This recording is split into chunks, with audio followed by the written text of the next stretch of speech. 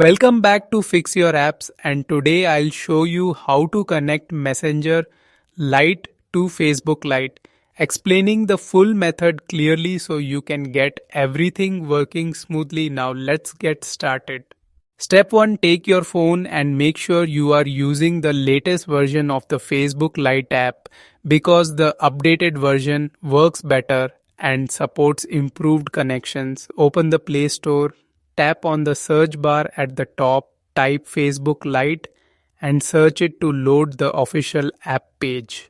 Step 2, once the search results appear, tap on the Facebook Lite app and check the button you see on the screen because it will tell you what to do next. If the button says update, tap it to install the newest version, but if the button shows open, that means your app is already updated, so simply open it and continue. Step 3, after opening Facebook Lite, go to the menu and look toward the top area of the toolbar where the icons are displayed because that is where your messaging shortcut is placed.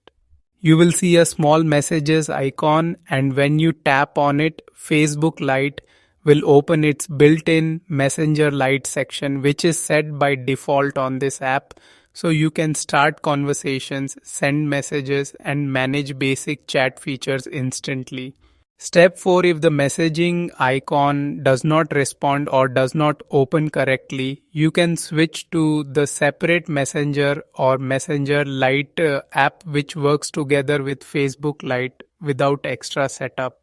Facebook Lite has its own automatic system that connects both apps, so once you install Messenger Lite, it links to your Facebook Lite account and allows smooth access to messages and chats.